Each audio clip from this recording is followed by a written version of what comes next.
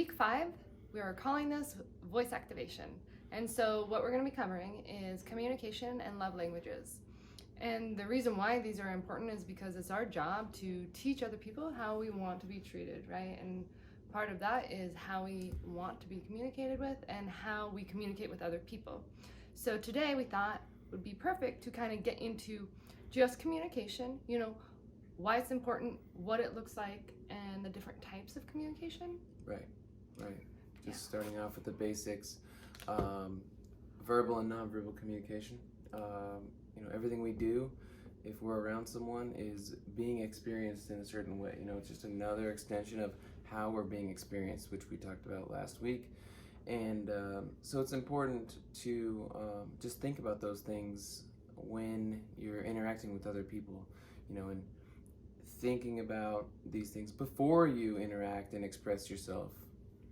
Yeah, and so, we've talked a lot about reframing beliefs and what we want other people to experience from us. And so part of our communication is framing what we want to get communicated or what we want to be received from us to the other person in words that are digestible on their side, right? And so if I were to ask Kyle to do something for me, I'm not going to say, do this for me. I won't be very demanding. I'm going to offer it in a way that makes him feel good to accept it, right? And that's part of a surrendering attitude. Every time we're interacting with someone, there's a give and take. There's an exchange in our relationship. And so people who are very power hungry, they tend to be very dominant in what they're saying, and it feels aggressive when they're communicating with you, and it also doesn't feel like they're really hearing or caring about how you're interpreting it or experiencing them.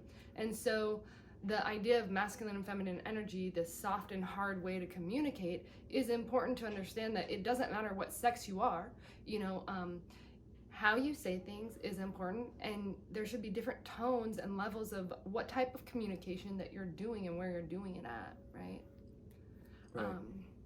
So we can also talk about our body language and what that looks like. And so if I'm very closed off, sitting with my arms crossed and back like this, my legs crossed, almost leaning back, almost as if I'm not very interested, I'm in a defensive position, and Kyle walks in the room, he's not going to feel very open to being vulnerable with me, or maybe expressing something that's on his mind or something that he has concerns about. And so opening up and just being present or leaning in, the ability to understand if we can create safety for other people and we can make other people feel safe in our communication, then it opens up the door for so many other interactions. Right. Yeah, and we can go with just give examples. There's a lot of different examples. One of the, you can talk about people people you don't, people that you maybe haven't seen for a while. Like, for example, you're at a grocery store and you see somebody you don't really want to talk to, and you just wave at them. That's not saying come talk to me. Well, you wave and you turn around and walk away. That's like, I acknowledge you, so you don't need to come talk to me. Yeah. You can wave and go walk to them. These are all nonverbal communications that say a lot more than some words do. Just a general head nod, the recognition of seeing someone can mean a great deal, as if you just avoid eye contact and walk right by them, right? If someone did that to you, you would think, is everything okay? Did I do something to upset you?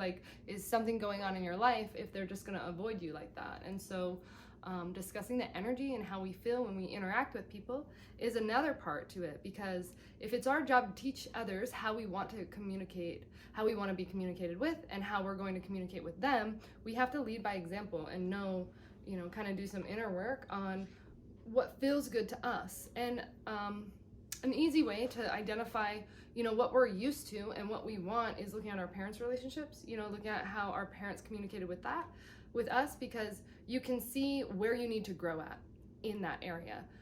There's lots of things that my parents did and did not do that I choose to not do with my children, and I recognize that maybe I'm more sensitive to that type of interaction. And so knowing ourselves is the best way to build confidence and also build connection, because it offers a way for other people to communicate and connect with you. Yeah, it's a pretty complicated subject, really. And the words we choose often have to do with what we want to get out of something. Absolutely. And so, if we can think about where we want this conversation to go before we go into it, we can oftentimes dictate the outcome by using, implying things, indicating, just straight asking for it. But if you don't give somebody either a direction of a conversation or what you want to get out of it, they're probably not going to get to where you want them to go. And it depends on the context. If you're just unloading some stuff off your chest, it's not all that important, as long as the person's engaged in listening. But that's another example. If you're talking to that person, they're not engaged in listening, you're not really going to get that reward and feel heard, and so you're going to probably just turn your attention somewhere else. And so, all important things that I just don't think that a lot of people pay attention to most of the time.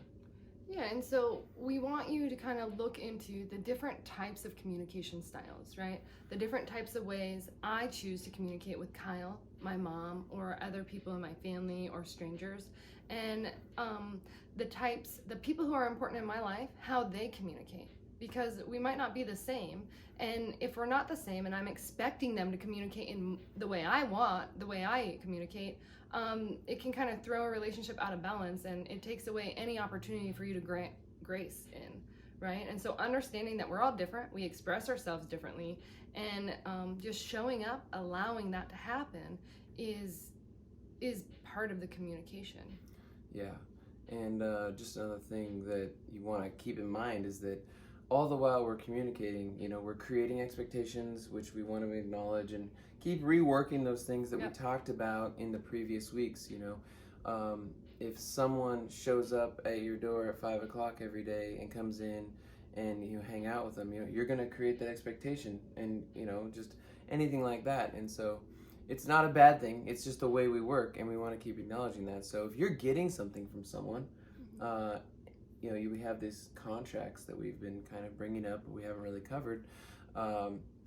We just want to start acknowledging how these things affect us and how we feel, and then use those things. If it's a good reward, we want to go find more of that, but not too much. Yeah. So it makes a lot of sense when we're talking about, how we feel in communication, because that's a great way to start with recognizing what patterns of communication you have, because there's probably a great deal of communication patterns that are going on that you probably would like to dismiss. You don't really need them. They're not adding much value from you, and in fact, they might be taking energy from you. And so, this is really easier said in a relationship with someone that is just passing by. It's easier to set boundaries and be more aware of your communication, because we're not emotionally attached to that relationship. But when it comes time for, families or loved ones and even bosses, it's important to know and evaluate and understand how you choose to communicate, because the confidence that you will build and tap into will get the message across. And so we want more of what makes us feel good, but we also want to know how to respond to things that don't make us feel good. Yeah, and I was just thinking about one more thing, which was, I can't. It must be for the next video. Yeah, probably. Okay, we'll see you guys tomorrow.